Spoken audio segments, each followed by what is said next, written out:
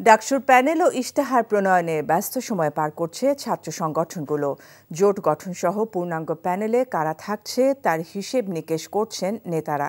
তবে নির্বাচনী পরিবেশ নিয়ে এখনও শঙ্কায় ছাত্রদল, যদিও শুরু থেকেই সুষ্ঠু নিরপেক্ষ নির্বাচনের আশ্বাস দিচ্ছে বিশ্ববিদ্যালয় প্রশাসন। নূর হোসেনের রিপোর্ট। ঢাকা বিশ্ববিদ্যালয় কেন্দ্রীয় ছাত্র সংসদ ডাকসু হল সংসদ নির্বাচনের মনোনয়নপত্র বিতরণ চলছে।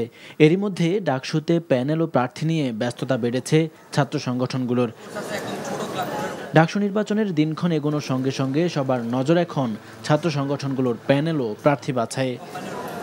জোট গঠন ও যোগ্য প্রার্থী নির্ধারণে সংগঠনগুলোর মধ্যেও চলছে বিস্তর আলোচনা।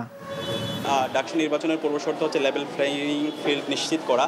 সে জায়গা থেকে বিশ্ববিদ্যালয় প্রশাসনকে আমরা বলেছি সকল অংশীজনদের যেন এখানে তাদের নির্বাচনী প্রচারণা এবং সিকিউরিটি এই বিষয়গুলো এনশিওর করা হয়।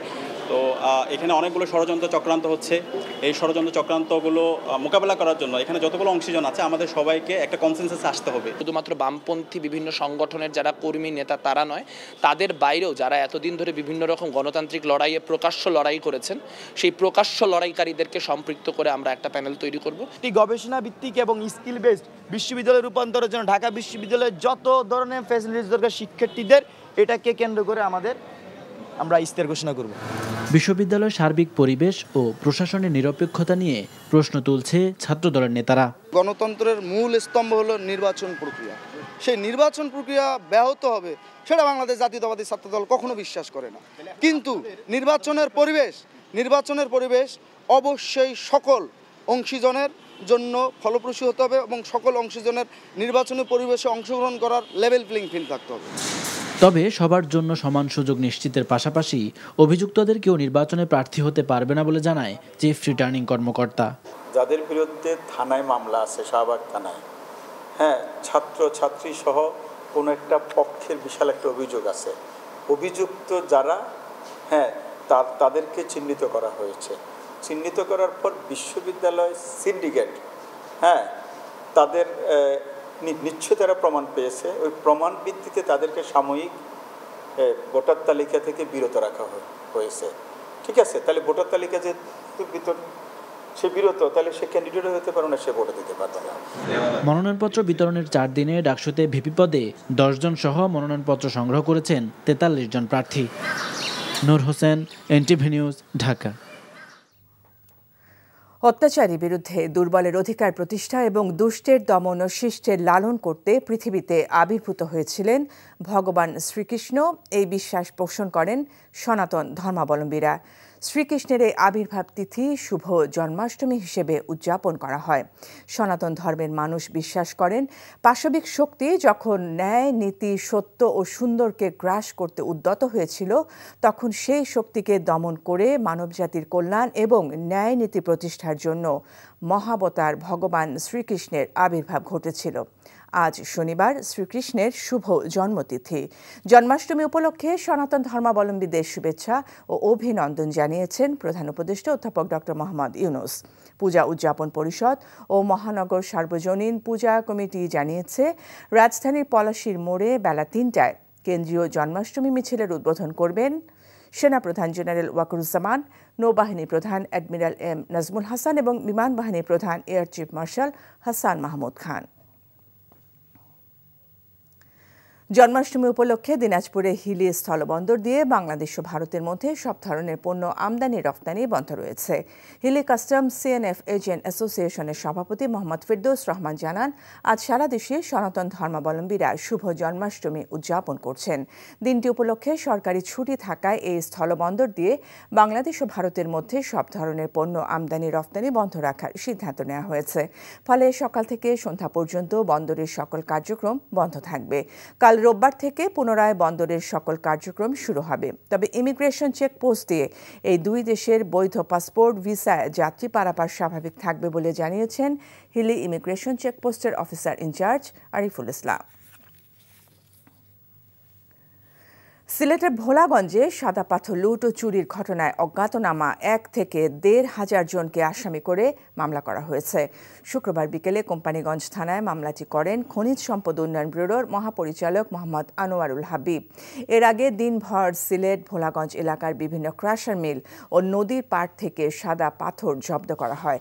উদ্ধার হওয়া পাথর পুনরায় নিজেদের উদ্যোগে ভোলাগঞ্জ সাদা পাথর এলাকায় ছড়িয়ে দিয়েছে জেলা প্রশাসন।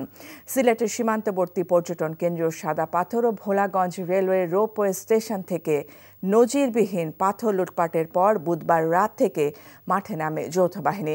অভিযানে ১৩০টি ট্রাকের প্রায় ৭০,০০০ ঘনফুট পাথর জব্দের তথ্য জানিয়েছে জেলা প্রশাসন। এছাড়া বিভিন্ন ডাম্পিং এরিয়া থেকেও পাথর জব্দ করা হচ্ছে। ডাকসুর প্যানেল ও ইশতেহার প্রণয়নে ব্যস্ত সময় পার করছে ছাত্র সংগঠনগুলো। জোট গঠনসহ পূর্ণাঙ্গ প্যানেলে কারা থাকছে তার হিসেব নিকেশ করছেন নেতারা।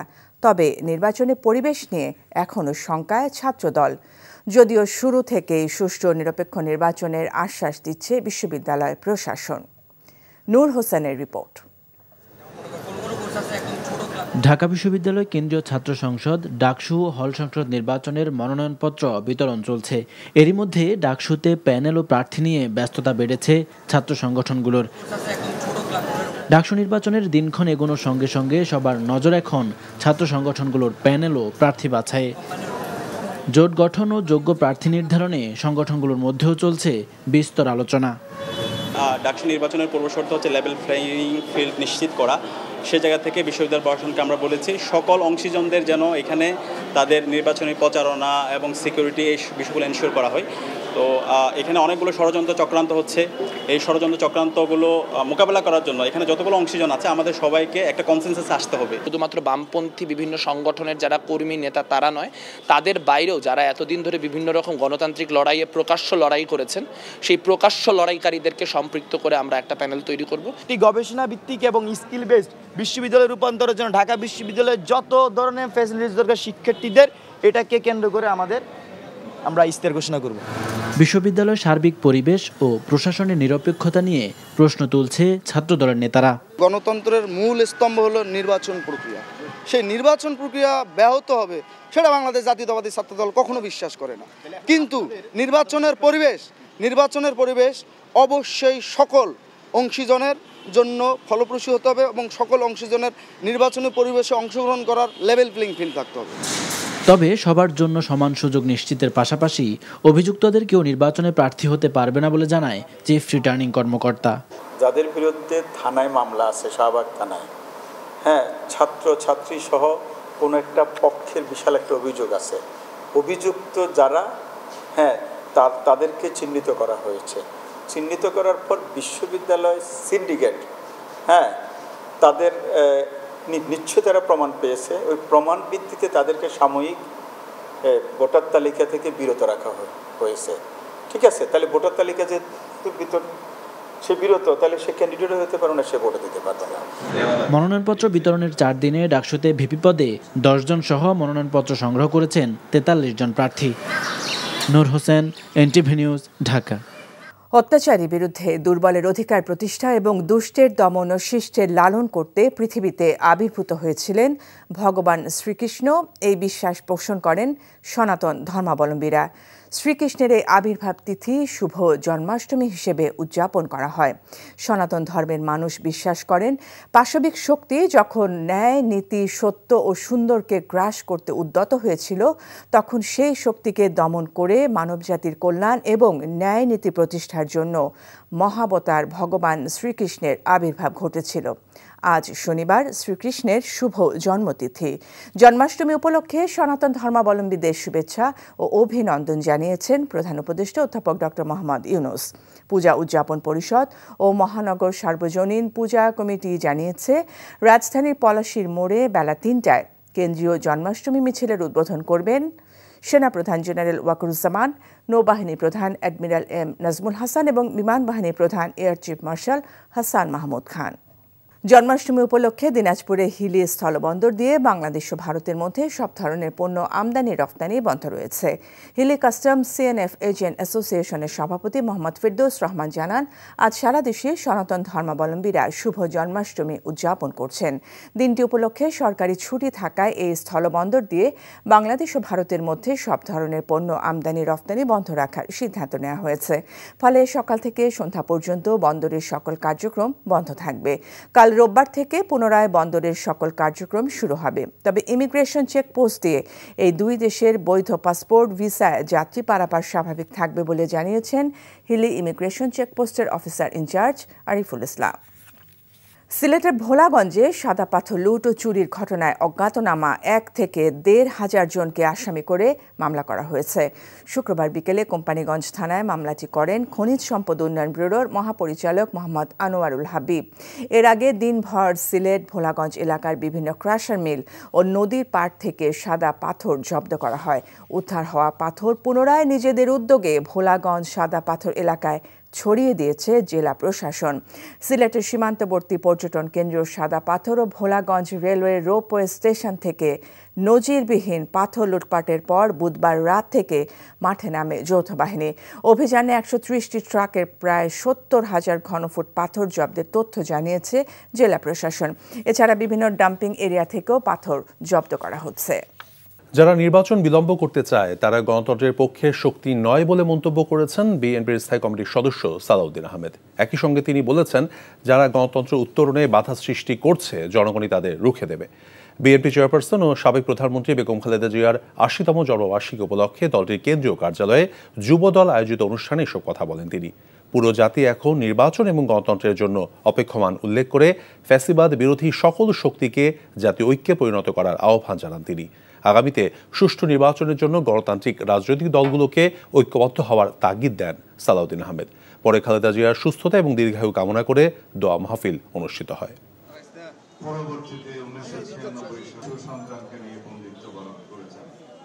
আজকে যারা গণতন্ত্রের বিরুদ্ধে বিভিন্ন রকমের বক্তব্যের মধ্য দিয়ে নির্বাচনের বিষয়ে শঙ্কা প্রকাশ করছে, তারা গণতন্ত্রের পক্ষের শক্তি নয়, তারা বাংলাদেশের মানুষের পক্ষের শক্তি নয়।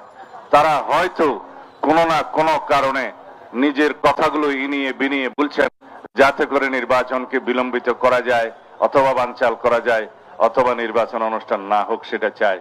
যারাই বিভিন্ন রকমের কুযুক্তি উত্থাপন করে গণতন্ত্রের এই যাত্রাপথকে কণ্ঠকাত্তীর্ণ করতে চাইবে, তাদের বিরুদ্ধে বাংলাদেশের জনগণ রুখে দাঁড়াবে।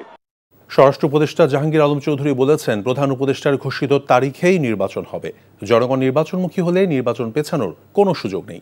দুপুরে রাজধানীর মোহাম্মদপুর কৃষি মার্কেট পরিদর্শন শেষে সাংবাদিকদের এসব কথা বলেন তিনি। মোহাম্মদপুর এবং মিরপুরে চাঁদাবাজি বেশি হয় এমনটা স্বীকার করে স্বরাষ্ট্র উপদেষ্টা বলেছেন, চাঁদাবাজ যেই হোক তাকে ছাড় দেয়া হবে না। নির্বাচন প্রসঙ্গে স্বরাষ্ট্র উপদেষ্টা বলেন, প্রধান উপদেষ্টা নির্বাচনে যে তারিখ ঘোষণা করেছেন সেই তারিখ অনুযায়ী নির্বাচন হবে। তিনি বলেন, ক্ষমতা জনগণের হাতে, জনগণ যদি নির্বাচনমুখী হয় তাহলে নির্বাচন কেউ ঠেকাতে পারবে না।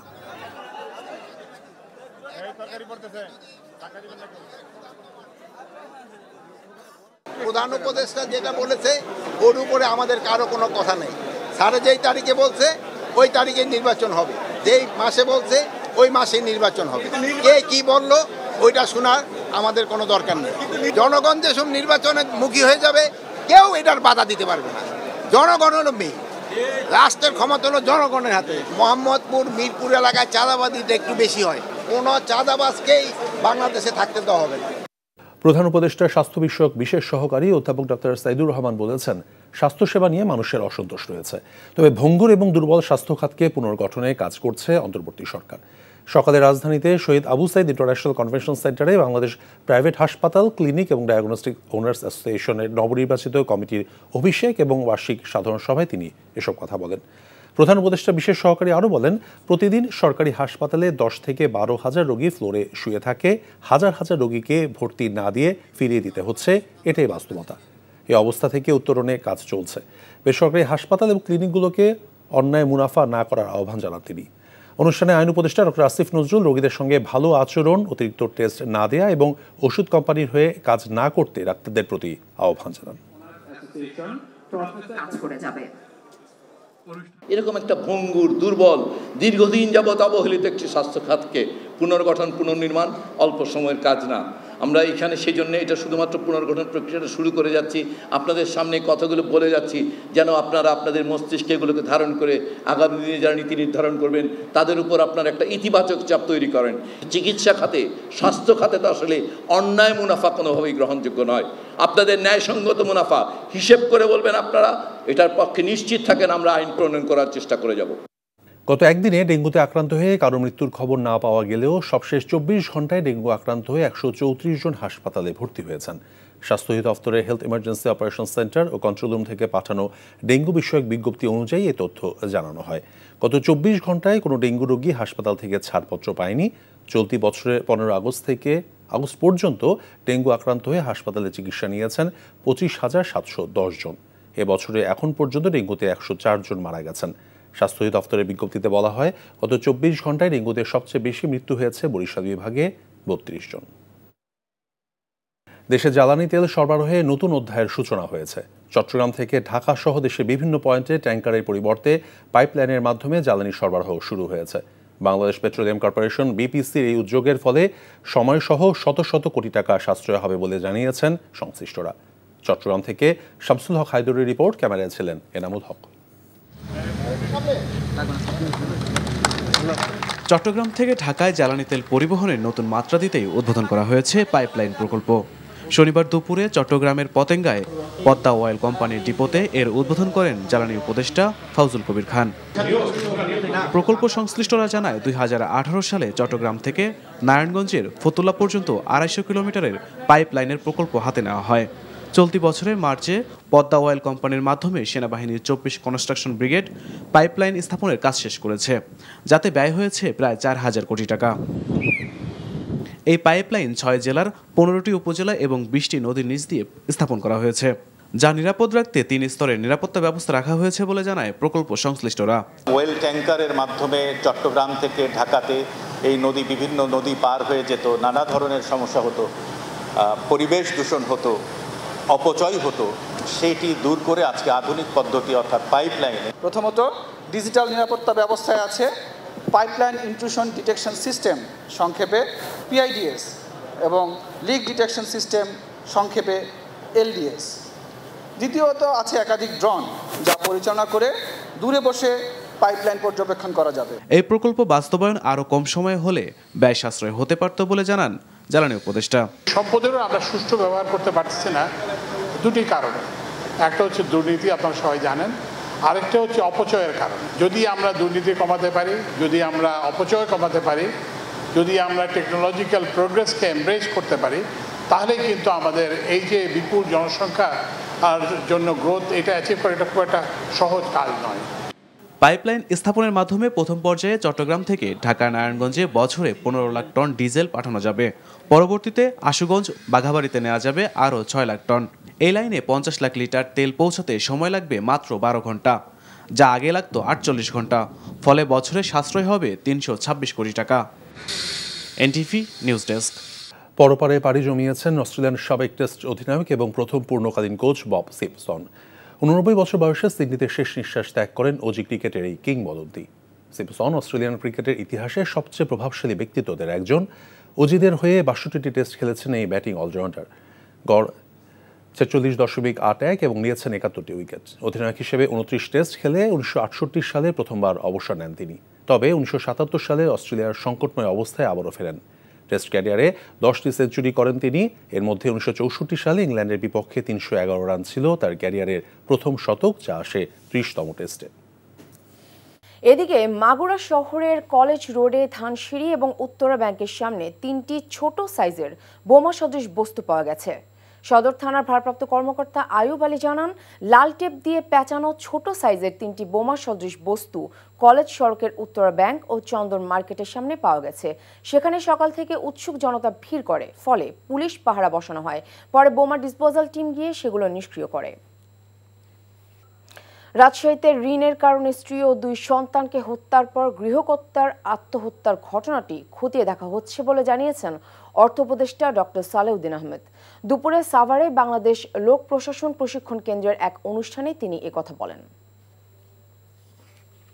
ঋণের সাথে অনেক অসুবিধা হয়। এখন দেখতে হবে আসলে ঋণের জন্য কিনা, কার থেকে নিয়েছে, সুদ যদি বেশি হয় বা যারা তাগাদা বেশি দেয়, এটা ডেফিনেটলি যদি করে থাকে এটা অ্যাড্রেস করা হয়। এটা দুঃখজনক ঋণের ইসে থাকে, সেটা ব্যাংকের ঋণ বলুন, এনজিওদের ঋণ বলুন বা অন্য মহাজনদের ঋণ তো আরও খারাপ।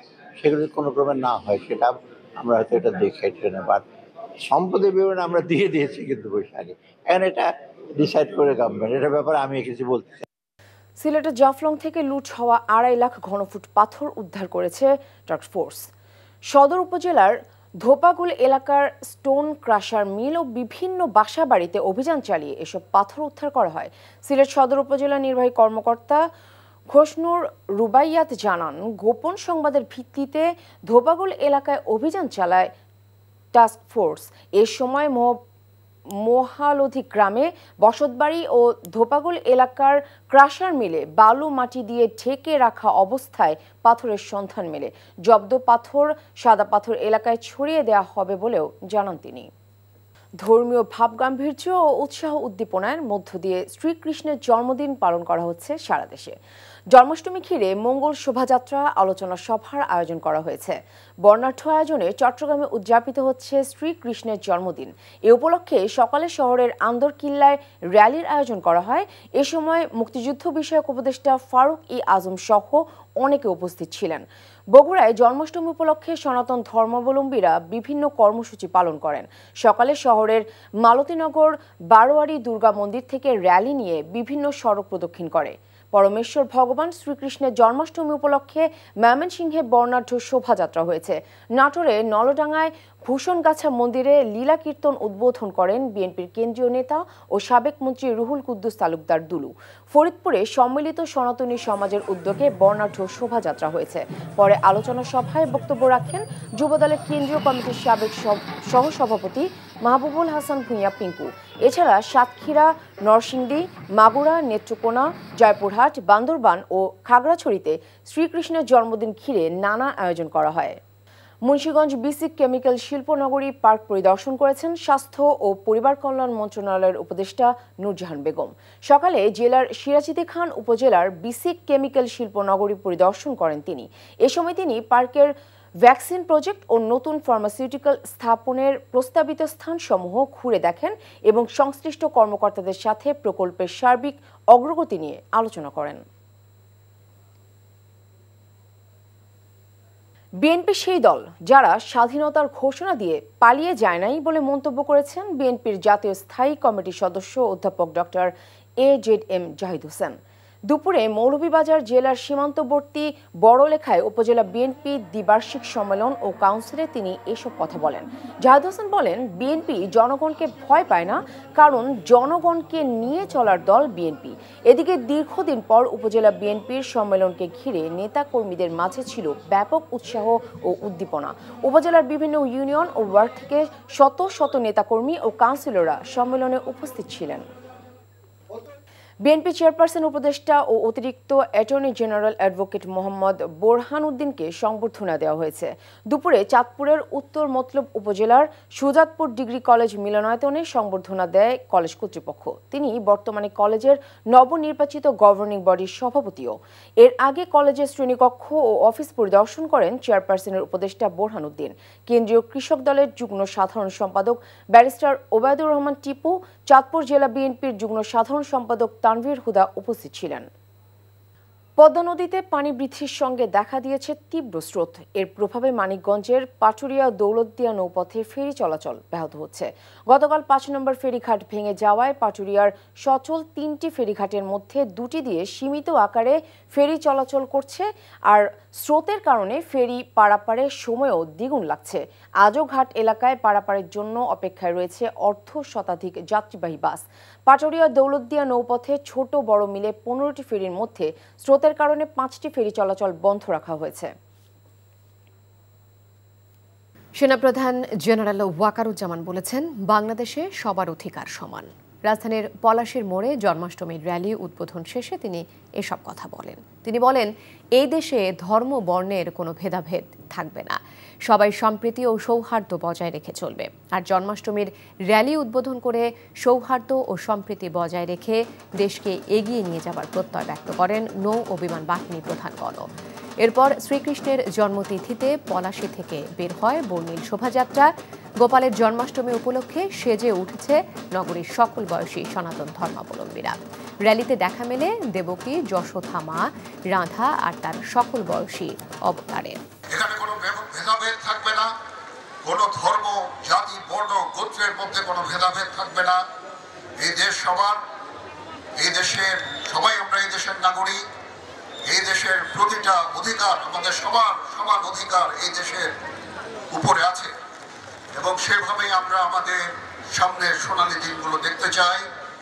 জুলাই সনদ বাস্তবায়ন ও নতুন সংবিধানের দাবি না মানলে আবারও রাজপথে নামার হুঁশিয়ারি দিয়েছেন জাতীয় নাগরিক পার্টির সদস্য সচিব আখতার হোসেন। বিকেলে দলের কেন্দ্রীয় কার্যালয়ে গণপরিষদ নির্বাচন শীর্ষক আলোচনা সভায় তিনি এই হুঁশিয়ারি দেন। যা পুরনো ব্যবস্থার অধীনে অনুষ্ঠিত হবে তা বাংলাদেশের গণতন্ত্রকে সুরক্ষা দিতে পারবে না। নতুন ব্যবস্থার মধ্য দিয়ে সামনে নির্বাচন আয়োজন হলে নতুন ভাবে দেশ গড়ে উঠবে।